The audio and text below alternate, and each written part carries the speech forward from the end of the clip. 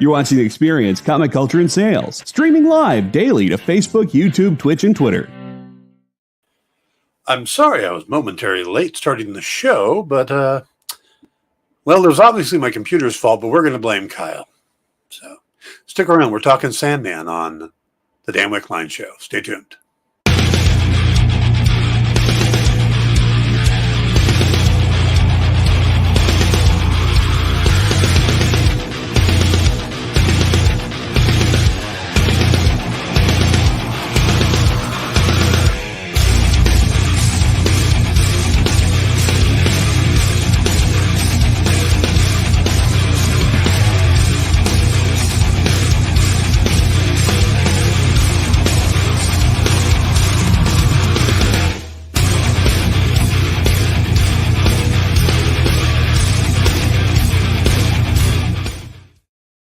Hey, everybody. Welcome to the Dan Wickline Show here on The Experience. Today, I am joined by Kyle. Hello, Kyle. Hello. How was your vacation? You know how sometimes vacations are both too long and too short at the same time? Yeah. This was neither of those. I need like 6 more days. I'll be honest, like if I was planning a vacation, I'd have to plan at least 3 days to recover from my vacations. Yeah. After vacation. I feel that way about conventions. Well, generally when I go on vacation, it's because I'm going to a convention. Yeah, I did that for a long time. Yeah, this was the first, I was doing the math. Since 2017, this was the first vacation I've taken that wasn't related to a convention or a event I was producing. So, like, I went to see AEW Pro Wrestling. I went and cooked barbecue, which was the first part. Came home and worked for 2 days and then went and produced an event. So, like, yesterday having a day off and then the 4 days at the beginning were the whole vacation. Yeah, you're like me. We work way too much. Well, and I just found out that we have to get you to come all the way across the country for Baltimore Comic-Con because I will be there, Miss Jen will be there, Paul Story will be there, and a great many other people will be there. But it's like literally as far from where you are as is possible and still be in the contiguous United States. Yeah. And I basically go to conventions I can drive to. Right. I mean, I'm not saying you couldn't drive to this one. No, yeah. Though, it's not in the same time zone, which is a problem. Yes. Though I'm now, as of yesterday, I'm now in Una boots. So I don't think I'll be doing that long a drive at the moment. It's true. Those are hard to drive in. Like, you can do it. Yeah. But, like, only like to the drive-through and then home. Yep. Which I actually am going to have to run over to the Wound Care Center, pick up some supplies right after the show. So you gotta find out if your insurance will cover the delivery. Normally they would, but today it's a special thing. Okay. Yeah. Basically, I'm going to have a home care nurse swapping them out 2 days a week. So, but they don't have any supplies yet. So if I'm going to get them done tomorrow, I need to pick up some stuff. Yep. And home care nurses don't get enough credit. They're great. No, the guy I've been working with, Ralph, has been absolutely amazing. Yep. So this has been Dan and Kyle discuss the American healthcare system. Oh, real quick, speaking of the American healthcare system, if you guys haven't seen, Ezra Miller has come out and said that they are going to be seeking treatment for was it complicated mental health issues? Yeah, it's, he did that thing they did that thing that I can't think of the NFL player who did it last year. It's like, look, things are a little bad in my head. I'm going to go away for a while, and good for them for doing it. Yep. So yeah, option one is still, it looks to be in play where they let him get some help. Sony's or not Sony, Warner Brothers Discovery's already come out going, we fully support him. We want him to get help. It's more about them getting help.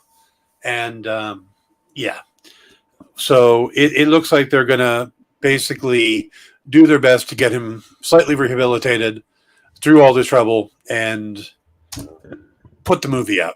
And that's one of the best ways to protect your investment if you're a business of any kind.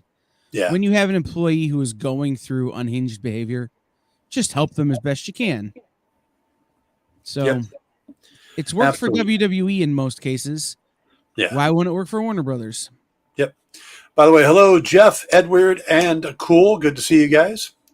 So, all right, we are going. I've got Kyle on here, and I'm not sure why Kyle is small.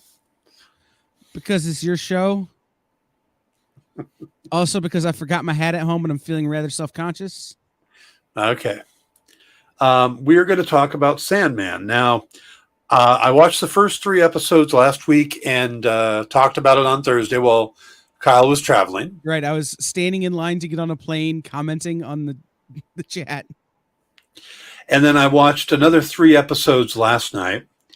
And I've got to say, 5 and 6 are probably the roughest episodes to get through for completely different reasons.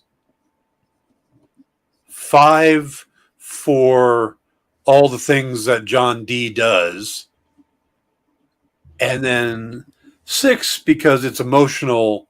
And if you've had anybody pass away in the recently, my father passed a little under 2 years ago, and that that first death really hit me hard. But then of course it's the second time this show made me cry. I cried for a freaking gargoyle. It's true. So also, if we don't get an Irving Funko Pop, I'm coming for Funko. Like, I'm just saying. Yeah, an Irving Funko Pop would be like life size. Yeah. True. So we talked about you and I have talked about before, and I've heard you say it before, that like when you were listening to the audiobook, 24/7 was a part where you almost stopped. I did stop for about a month or so, and then I just kind of went through in small chunks to get through it because it's just so. Yeah, it's a very intense scene. Now it's definitely toned down in the show, so I didn't watch it in like little clips, but it's still pretty intense. I agree. But I was going to ask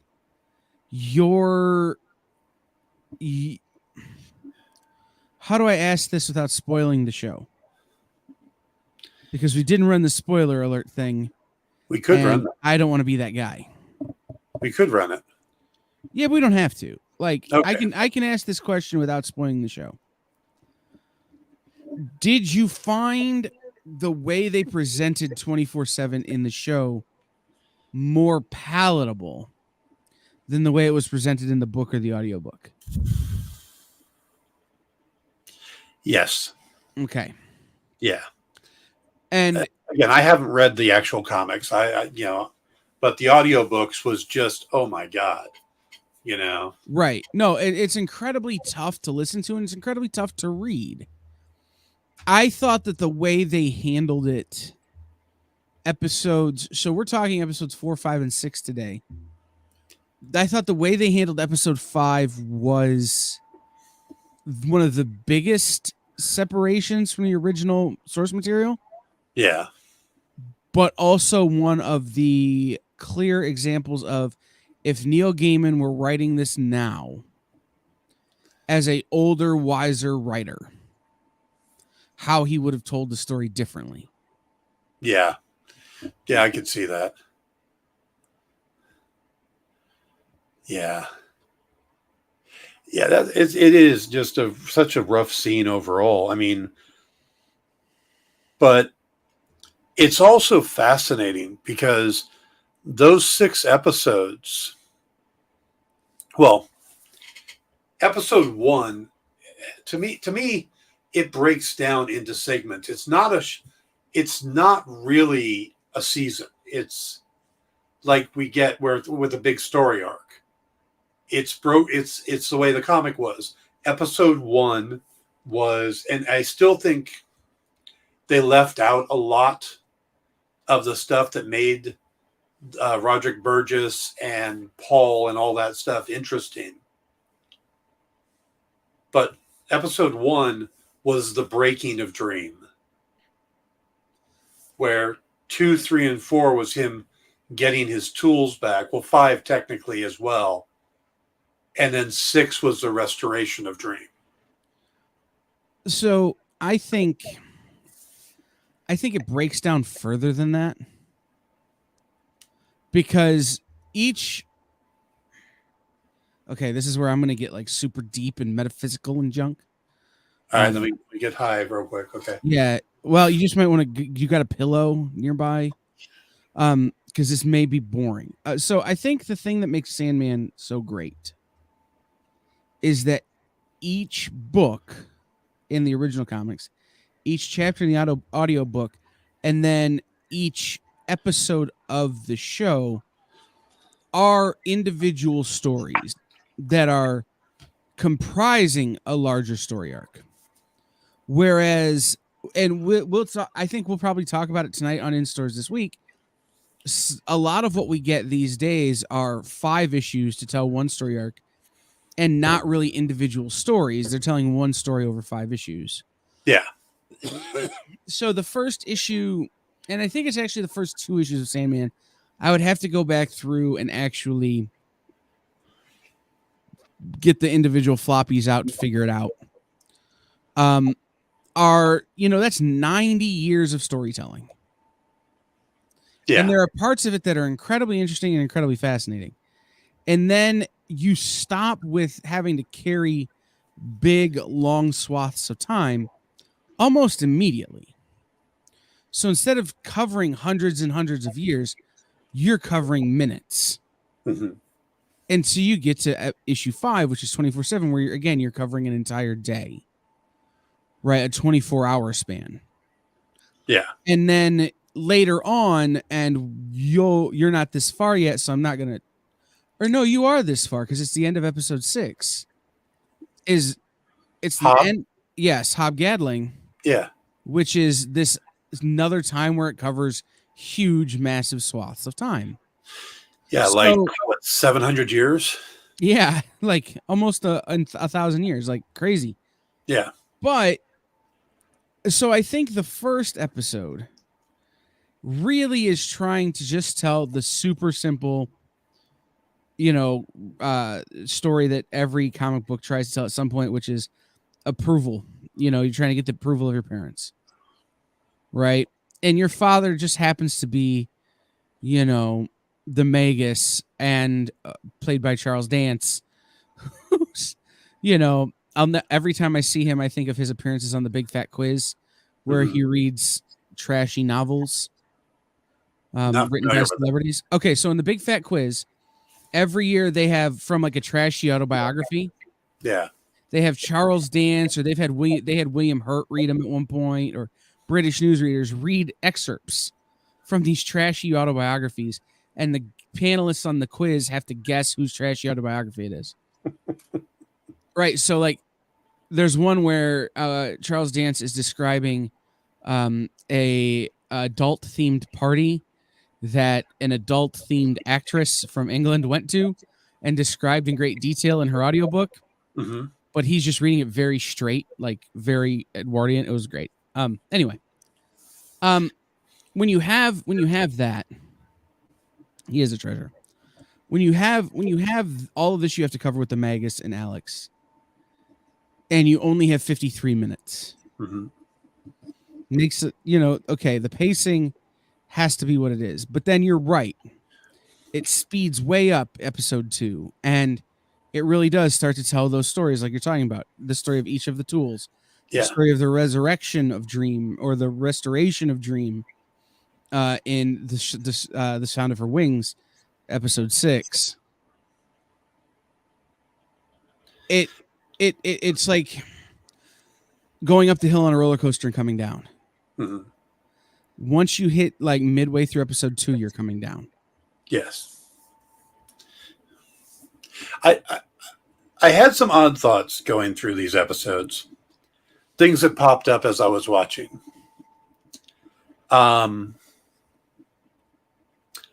as much as I would have preferred them use Matt Ryan for Constantine in the third or fourth episode, because Jenna Coleman to me does not work as the bastard that Constantine is.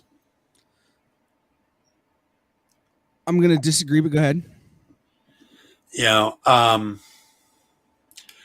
But there was some things about the show that threw me off. Like in the episode where they go to hell,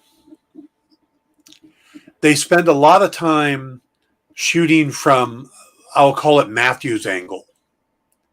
They use a lot of up camera angle. Now, Tom Strudage is his name, I believe, the actor. Strudage.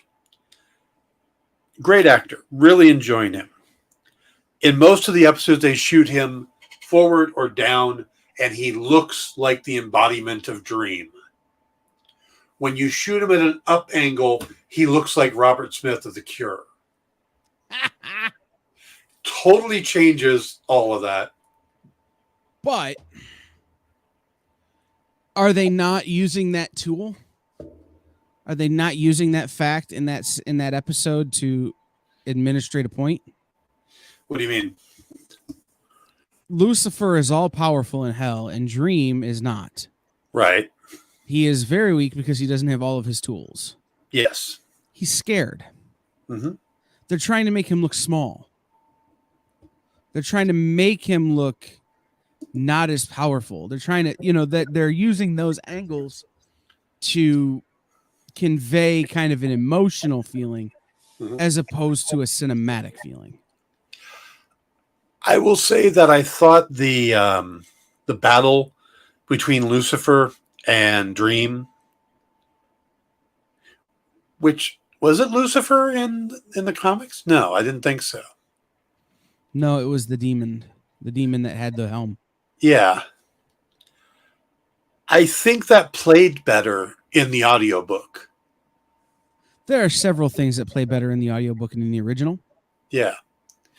I don't think that worked as well. Something for me, and I'll give you an example. In the audiobook, Matthew the Raven is played by Andy Serkis, who is phenomenal. Is it? I thought it was Patton Oswalt there too. No, it's Andy Serkis. Oh. Right, who is phenomenal. And I get why you don't get Andy Serkis to be in your show. It's probably a little expensive to play a Raven, but I did not like Patton. I didn't like Patton Oswalt as much as I like Andy Serkis. Huh. So I'm enjoying Patton Oswalt, and I thought he did the voice in the audiobook too for some reason. He's in the audiobook, but he's not Matthew. Okay. My problem is that I hear Spence from The King of Queens or Happy from Happy. I hear Patton Oswalt. I don't hear Matthew the Raven. Whereas with Andy Serkis, he does a voice. He puts on affectation. It feels like it's a thing. Like it feels like it's Matthew's voice as opposed to I'm Patton Oswalt and I'm reading these lines now. Yeah. But actually, he's one of the highlights of the show for me. Well, I think he adds a nice level of humor that doesn't exist in the book. Yeah. I'm not saying it doesn't work. Don't get me wrong. Like I quite enjoy it, but I prefer Andy Serkis as Matthew the Raven. Yeah. That being said, one of the other problems I have is that hell in the show is not a triumvirate like it is in the book. Mm-hmm. Well, that causes a whole different set of circumstances, right? Hell being a triumvirate means that Dream stands a little more equal to the three leaders of hell as opposed to just having a single leader of hell. So there is this power imbalance in the show that does not necessarily exist in the book or the audiobook. Yeah. And we were talking about Constantine, and for me, it's Constantine, and I am trying to, but it's Constantine. But they've been setting that. That's something I had to explain this to a writer I was talking to the other day. They've been setting this up for a while. That it doesn't really matter how you say it. By the time you say it, you're in trouble. Because in the show, Matt Ryan's show, some people call him Constantine, some people call him Constantine. Yes. in the animated stuff that he's been in. Some of it's Constantine, some of it's Constantine. It really is a dialectual choice. Mhm. But either way, by the time you're saying the name, it's not going to end well. Yeah. So, but I think that my problem is that I've gotten so ingrained with Matt Ryan being the character that, and just in a way, as much as I like Gwendolyn Christie, I would like to have seen Tom Ellis. I have no reference for Gwendolyn Christie or Tom Ellis. I've never watched the Lucifer show. I shouldn't say that. I watched like the first 2 episodes. I'm like, all right. Yeah. I much prefer the book. And Gwendolyn Christie was in Star Wars. Is the only thing I know her from. And Game of Thrones. I know her from Star Wars. Yeah. But see, she was another thing that took me out of the scene because her facial expressions through that were very odd. Almost like she was going to be crying at one point. And that, I don't know, that just... Yeah, I think there's this, and this is part of what the internet got hubbubbed about when all this kind of started getting announced, is that anyone who has any kind of belief that involves Lucifer or a demonic overlord recognizes that demons and Lucifer can appear to people in whatever form they need to appear, same as the Endless. Right? They come to you in whatever form they need. And so it wouldn't shock me one bit if in season 2, when we re-encounter Lucifer, the character doesn't look different, not played by a different actor. Right? Like this is what it is now for Dream and Matthew. In another time, it's another actor playing the same role, kind of thing, right? That didn't bother me. What bothered me is that Lucifer battles Squatter Bloat. Not Lucifer. Dream battles Squatter Bloat. In the book. And that enables the triumvirate of hell to maintain its power. Yeah. Now Lucifer has defeated the leader of hell. Well, we all know, I don't know that we all know, but later on, in volume 2 of the trade paperback, and it's issue 30 something, 28, I somewhere in there. Hell gives up. They just put Dream in charge, like to try to trap him. Well, if they're on a level playing field, or Dream has defeated Lucifer, it takes that power balance away too. So like, it won't shock me if they don't change that in some way going forward. Yeah. Overall, I enjoyed. The thing I really liked in the audiobook was the quest to get his tools back. And I was completely enjoying it until 24/7. After that, it becomes kind of this convoluted story, and for like 2 issues. No, in the audiobook. I'm fine with Dream and stuff, but when we get to Rose Walker, there is just so much that is thrown in, and we get a couple. I mean, okay, I don't know how many the comics are, but it's the rest of this season, isn't it? Yeah, they end this season at the end of the Rose Walker story, which is issue 10 or 12, something like that. Yeah, and it just seems like there's going to be so much setup. We got 4 episodes left, and you got to deal with Liberty, or was it Unity? Unity. Yeah, so you got to deal with Unity. You got to explain that, which is not an easy topic. How a woman in a coma got pregnant. It's actually super easy, but okay. Well, I know, but it's And again, I'm on my second rewatch. Like I'm on episode 4, my second time through. So this is definitely for you. So when you're talking about the things they need to address, I'm having to think back, right? So the way they handle unity in the show, I think, is great. I think, in fact, in the book, and especially in the audiobook, where it's kind of hard to disseminate where things end and begin, Mm-hmm. it gets really convoluted and hard to read.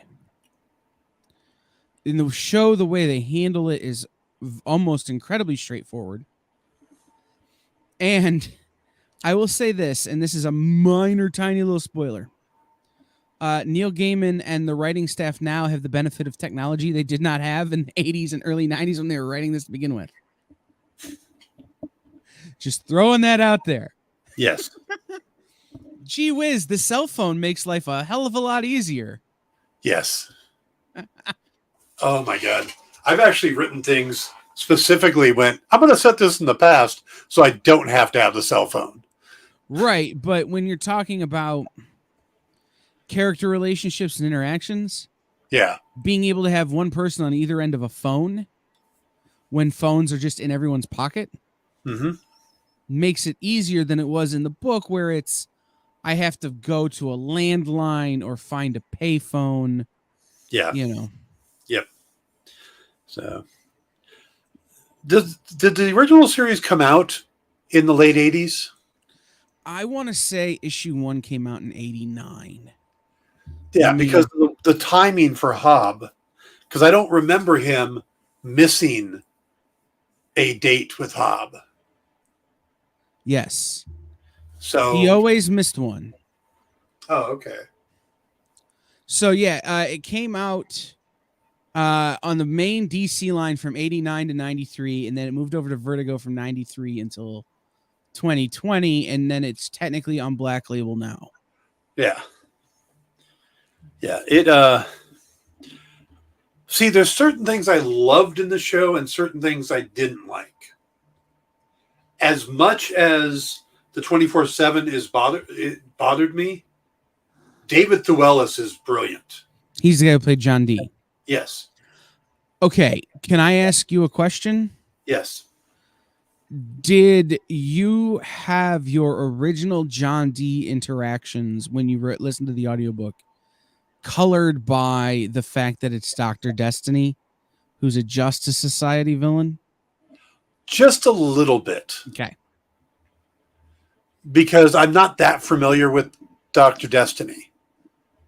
You know, I mean, I can't remember reading a comic with him in it other than like the Who's Who that DC used to put out. Right. And he wasn't a big villain for the Justice Society by any means, but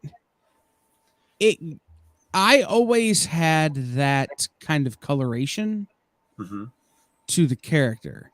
And I thought removing that for the show, which they've done, I don't think that's a spoiler, helps make the character more connectable, relatable. Yeah, I can see that. He's in no way is he understandable. Like, I am not advocating for holding people hostage in a diner and screwing with their brains, but I understand, like, having him not be someone who's been locked away in Arkham by a group of superheroes makes the character a little bit more attainable, I guess. See, I didn't necessarily feel that one way or the other, because I did know it was Dr. Destiny, and I had also had my experience with him in. No, I might have listened to it before the his appearance on the Arrowverse.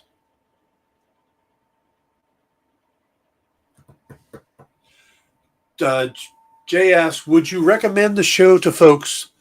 Is it a show you can just pick up and watch? You don't need to have read the comics. You don't need to have read listen to the audiobook. You can pick up the first episode is dangerously slow. I think that you're going to lose a lot of people with how slow the first episode is. Episode 2 and 3 get much better. So, yes, it is. It's really good acting. It's really good storytelling. There's some nitpicks for me and for Kyle as well. Yeah. But overall, it's really good. I will say yes. I'm with Neil Gaiman in that there is no room for gatekeeping of Sandman ever. Mm-hmm. However,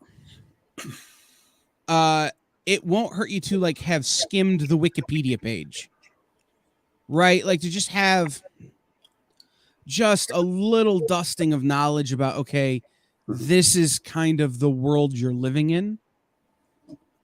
Because I think it does help with some context clues. Yeah, like you don't need to be me who can recite lines from Sandman and knows has an issue by issue breakdown just stored up in their brain. Yeah.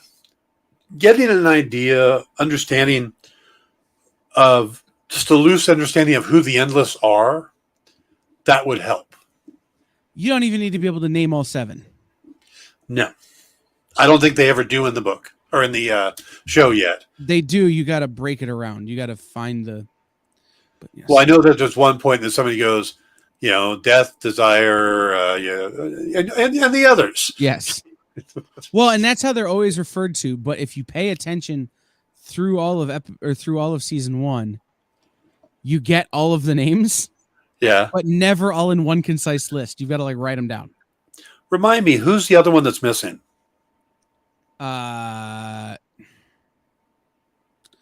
Let's do this. We got so into the show, we forgot to take a break. No, breaks aren't necessary. Well, I was going to use the break to look it up. All right. We'll take our quick commercial break and we'll come right back. So stick around and throw up your questions if you have them for Kyle and I about the Sandman. So be right back.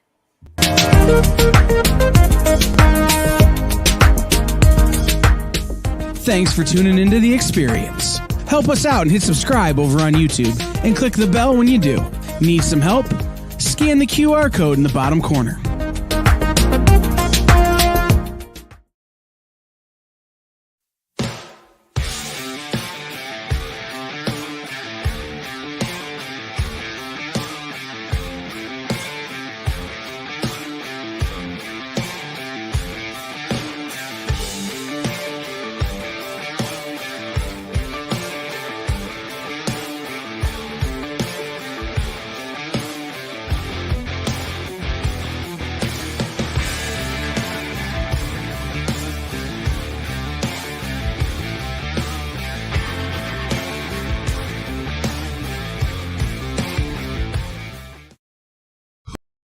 Who would win, Batman or Superman?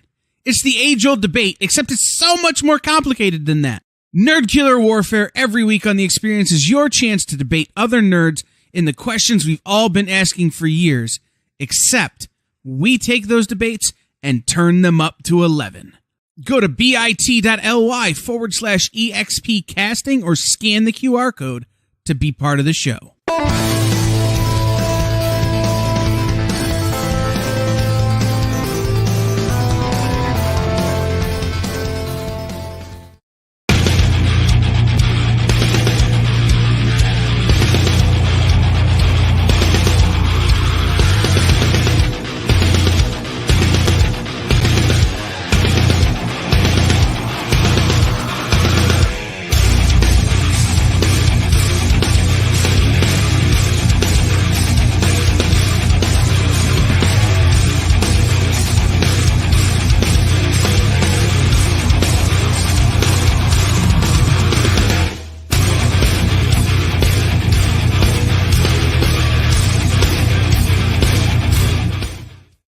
Hey, everybody. Welcome back to the damn Wickline show here on The Experience. Please remember to hit the like and subscribe buttons, which are down over there. And a thumbs up if you're on Facebook. Also, if you are in a town and you don't know where your comic shop is, check out the comic shop locator, put in your zip code, and find the local comic shop. Before we jump back into talking about the Sandman, though, I do want to bring up the big news. Deadline exclusively is reporting that the Hawkeye directors Bert and Bertie have been tapped to do a movie about Big Thunder Mountain. Okay, that was a bit sarcastic. All right, so I need to figure out what the hell Big Thunder Mountain is supposed to be a mountain movie about. We need to address something. Mark, you're incorrect. There are more than 2 Sandmans, and the Marvel Sandman is not the DC Sandman. There are more than 2 Sandmans in DC. There are actually 4. Yes. So if we really want to get real nitpicky, which it appears that we do, this is Morpheus of the Dreaming. This is Morpheus, the King of Dreams of the Endless. Mm-hmm. And let's not forget the Sandman that was on the Batman 66 TV show in the big coat. Which is Hector Hall. Yes. Right. Who is Sandman number 2. Mm-hmm. Wesley Dodds for the win. Wesley Dodds is 1. Hector Hall is 2. Morpheus is 3. And we'll get to Daniel, who is 4. But let's answer Edward's question. Or not his comment. He says, in my case, no, it's so slow and monotone. I can usually watch just about anything, but this series is brutal for me to get through. I'm hanging by a thread of giving it up. Now, earlier, I believe you said that you had made it through episode 2. So it definitely picks up. I told you before, episode 1 is super molasses slow. Episode 2 is a lot better. Episode 3 really starts picking things up. Yeah. So. And when you think about storytelling in general, like the beginning of the story is always the slow part. Right? It's you're setting up who everyone is, what they're doing, why they're there where they are, all of the kind of boring stuff. And that's kind of what episodes 1 and the first half of episode 2 is. The end of episode 2, episodes 3, 4, and 5 are really kind of the downslope of the hill. If you're using the earlier analogy that I made of a roller coaster, episode 6 is this big payoff episode, kind of giving you a little bit more world before we jump into some of the actual happenings in Dream's life. Yeah. By the way, Dan, the one that's missing is Destruction. Okay. Yes, Destruction abandoned the Endless for 300 years. He did so out of refusal to be responsible for scientific destruction following the Enlightenment. So he leaves kind of just before Dream gets captured, a couple 100 or so years before Dream gets captured.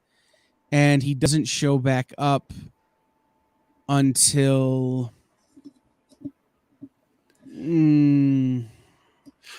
save it, because well at the end of Sandman. I didn't remember the name Destruction, which tells me that I never came across it. Yeah, no. So far in both audiobooks, which are like the first, I want to say they're the first 40 or so issues of the series, he doesn't show back up. He doesn't show up until like the late 60s in the series. Like he's in like the last 20 or 25 issues. I have the second audiobook. I haven't listened to it yet. So okay, I was just kind of curious. So, and by the way, if you don't know who the Endless are, basically think of all of the emotional words that start with the letter D and assign all the goth kids from your high school to them. Destiny, death, dream, desire, destruction, despair, and delirium. By the way, delirium in the audiobook is another one of my favorites that I hope when they bring in delirium for the show, they cast the actress who played her in the audiobook. Are you to delirium in the audiobook? You've not done Pine Few yet. You're not. No. I'm familiar with the name, though. I knew that was one of them. So delirium in the audiobook is played by, I'm going to forget her name, but she is Louise on Bob's Burgers. Kristen. No, that's wrong. It'll come to me. Were you going to say Kristen Chenoweth? No, Kristen Kristen Shaw. Shaw. Yes. Oh, I hate her. Oh, but think about her as like a hippified acid trip Oh man, manifested as a person. there was a show on with her in it called "The Last Man on Earth," Yep. and I hated that show so much. And my girlfriend loved it, and she couldn't, and she didn't have the chance, or didn't have. She could only watch it when she was visiting me. So basically, I would try to go to sleep, and she would start watching the show. And oh, that woman's voice. But again, if you think of her as a personified acid trip, I think she's pretty good. No, Personally, I just, yeah, everybody has actors and actresses that they can't stand. Yeah. Yeah. So you covered 1 through 3, and we kind of talked about those, but then episode 4 is Lucifer, but Dream goes to hell. Right. Now, I have 2 nitpicks of the first 3 episodes, but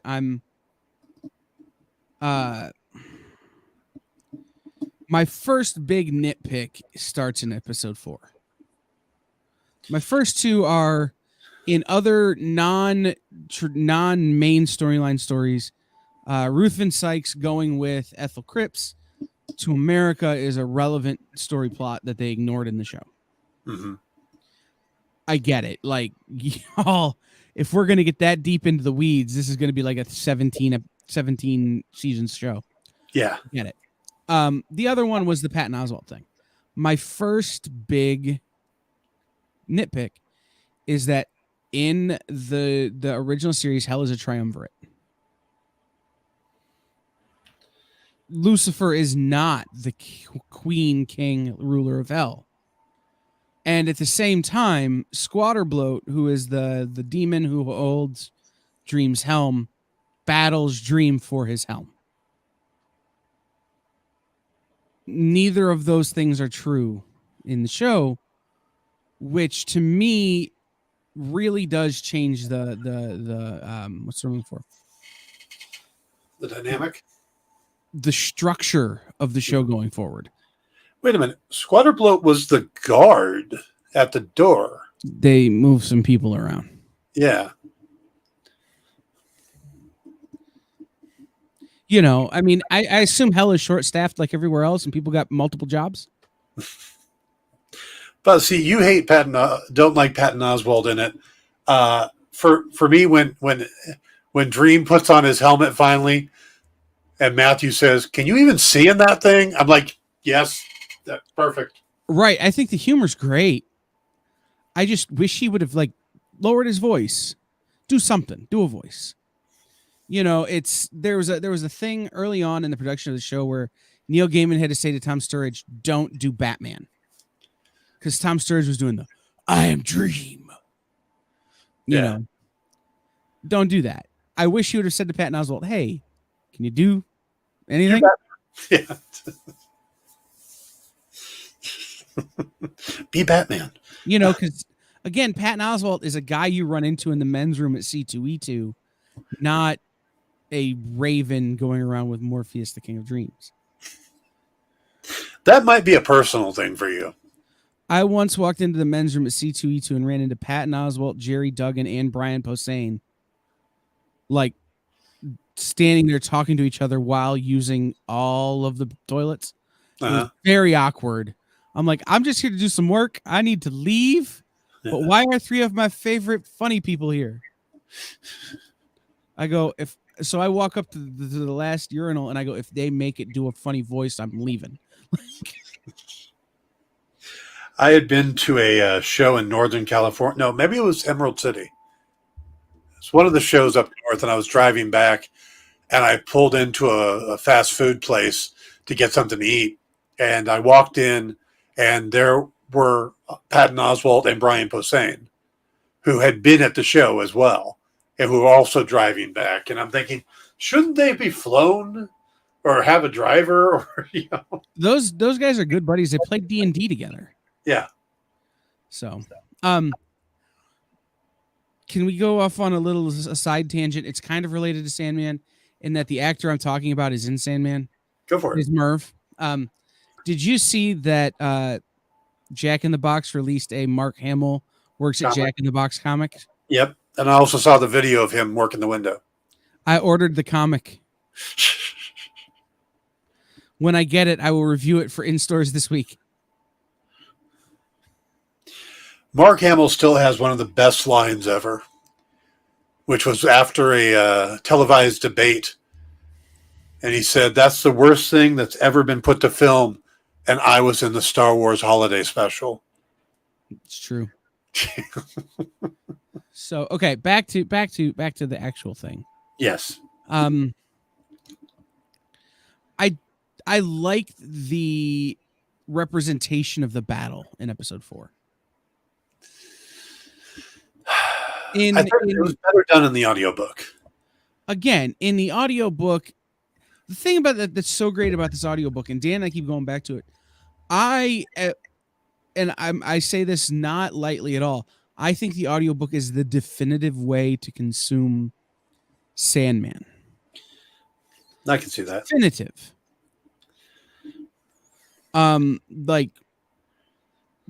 But the thing about it is it always kind of leaves your imagination to do the painting of the picture. I thought that the way they painted the picture during the battle was solid. See, for me, I would have done it without showing them, which you would lose the ability to show that they're actually being physically affected by the attacks. But I would rather have seen, I am a wolf, and then have the hunter come in, and then have the hunter stand there and be hit by the snake, and then the bird come in and attack that would have been just film it all solid. And then to the earth, and then to hope, the light coming over it. I think if they would have done all that without showing the actual two actors, it would have played better.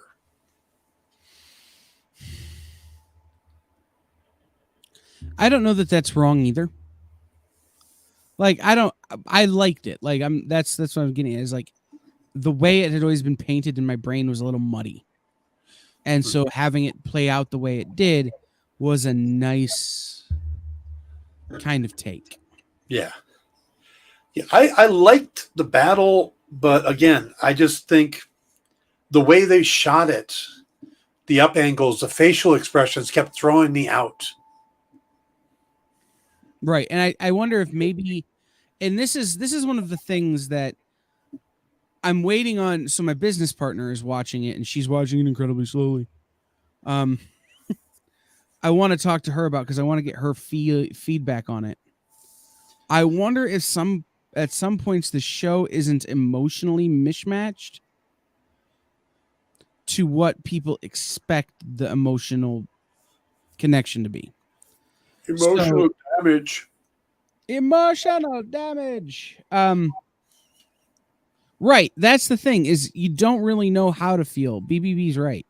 Yeah. And I don't think that's a bad thing. But like there's a scene in Friends, right, where in Malcolm Gladwell does this thing about mismatching emotions to the actions, where everyone is smiling, but they're supposed to be upset. Well, that's an emotional mismatch. I wonder if, depending on your personal emotional state when you watch it, if you don't feel weird by some of the choices that are made in the show because you're mismatched to where the show thinks you're going to be. Mm-hmm.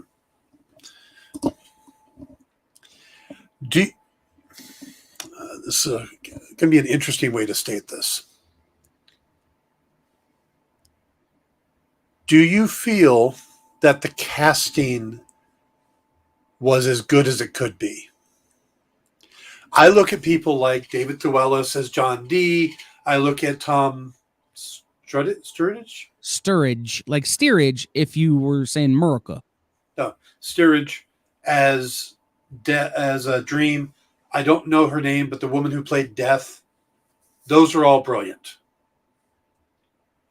But I look at somebody like Gwendolyn Christie as Lucifer, Jenna Coleman as Constantine. Johanna. Yeah, it's Joanna Constantine. That was Joanna. The past was Joanna. The current was Joanna. I thought it was the same. No. English accents always mess those things up for me, by the way. I watch it with the subtitles on, and there's no H in the modern version. Okay, I just assumed there was. Like, yeah, the name had traveled down through the generations. But my point is, do you feel that in all cases they're picking the best actors, or is there possibly some stunt casting going on? I don't think there's stunt casting happening. Now, okay. You're not to Fiddler's Green yet. No. And I know who's playing, and I love him. I do too. Is that stunt casting? Perhaps. Maybe a little. But that person also has said before they would do anything that Neil Gaiman writes so long as he asks. Right? Yeah. So it's one of those things is like, is putting Kevin Smith in Star Wars stunt casting? I mean, I guess, but if he's begging you to be in it, are you going to really say no? I don't think that was the case with any of the big six from the first 10 episodes. Okay. I think his casting works for me in my mind because it's supposed to be an older, out of shape gentleman or older. It's supposed to be G.K. Chesterton. Yeah. Right. No, I'm not saying it's bad, but could they have cast someone else to play that same role? Sure. Like getting an actor of that caliber is of course great, but it's also a little bit stunty. Like, yeah, not in a bad way. I just wonder if Jolie Richardson was good. The guy playing the Corinthian is great all the way down the line. But when you get to Lucifer and you get to Constantine, they don't work for me. They don't feel right. And maybe it's because they're characters that exist outside that I've seen in other medium, played by actors that you're familiar with from other medium too. Yeah, I made connection, but it just seems like Jenna Coleman doesn't come across like how there's so many curse words that are good to use to describe Constantine. He's kind of a bastard. Yes. And she doesn't come across that way, and she's supposed to. So you don't get enough of her in the series, in this show, to determine that. Like in the book, you don't get enough of John Constantine to determine that. You get this one very small snippet with Mad Hetty, with the girlfriend, like you get those real little snippet, which is a moment for even John Constantine where he is playing against normal type. Yeah. So Jenna Coleman playing against normal type for Constantine feels like Jenna Coleman playing 2 type for Jenna Coleman. But wouldn't it have made more sense to get somebody who either is known for being a bastard or who has no, existing opinion or, I don't see it that way. See, the scene didn't work for me. And it worked fine for me. And in fact, I'm excited about the potential that they're talking about a spinoff with her. Yeah. I mean, there were things that I thought that the original Constantine series did poorly. There are things that I thought the movies did poorly. There are things that every time they brought Constantine back and threw him in League of Super Geeks. What's that other show that they made? Legends of Tomorrow. Yes. Like that didn't work. He shows up in Harley Quinn this week, the Harley Quinn animated series this past week. Doesn't work. Like, there's opportunities to do it correctly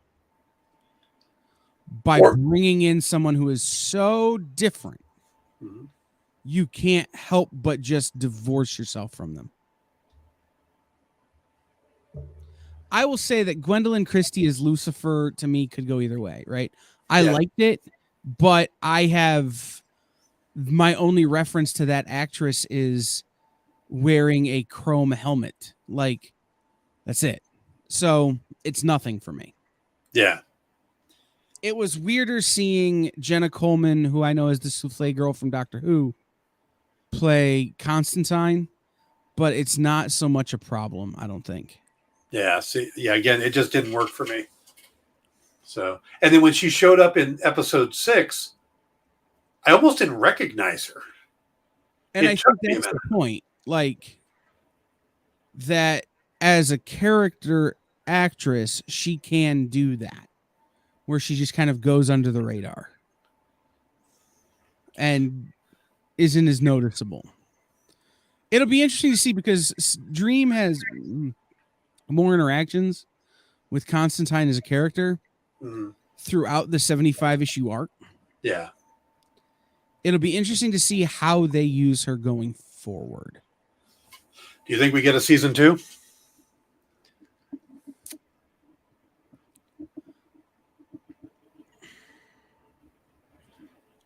I can't answer that question without my own emotional baggage being tied to it.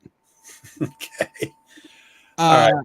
I do, but only because I think they'd be a fool not to. However, Hollywood is full of fools, so we'll see. Yeah. All right. Next week, and I don't know if it'll be Tuesday, but maybe Wednesday next week, we need to finish up the series. Tuesday works for me. Yeah, but She-Hulk drops Thursday, and we're going to need to do a She-Hulk day too. And we got the season finale of Only Murders in the Building. So, well, what are you doing tomorrow? Let's just finish it tomorrow. I won't get a chance to finish the show by tomorrow. Well, that's not my fault. Next week, we will set up a time. So, tomorrow's Only Murders in the Building, by the way. We got another episode. Getting to the big finale, episode 9, the penultimate episode. In a world where Sandman exists, why would anyone watch Steve Martin? Oh, wait, it's Steve Martin. Never mind. Yeah, because the show I retract that statement. That's right. Can we get that clip of that, Jay, and just put it up on there constantly? One of those black or white letter commercials that say, "How wrong can someone be?" Show that clip. Oh, that'll be the commercial right there. Hey, it's funny because JD knows how much I love Steve Martin, but I am not watching Only Murders in the Building. So, which is a shame. It's brilliant. I'd have to have Hulu. Oh, it's brilliant. It's worth getting Hulu for. It's not. It is. And you have Disney Plus. You can just add it on. I canceled that one too. Well, I'm waiting for the package is they took the package away. Yeah. You can get Disney Plus and Hulu, or you can get Disney Plus and ESPN Plus. I want the all 3 package, which supposedly is going to be back at the first of the month. Okay. All right, folks. Yes, today's show has completely gone off the rails, but we skipped the second commercial too. So, but we had a good talk. We will definitely finish this up, and stick around for whatever we've got coming up later. There'll be a Minute to Skim It with Miss Jen. Kyle and I and Jay will be back to talk about in-stores this week. Also, tomorrow we'll talk Only Murders in the Building. Have a great night. See you tomorrow. Join the party. Head over to our link tree to find all the links for everywhere the experience is all the time.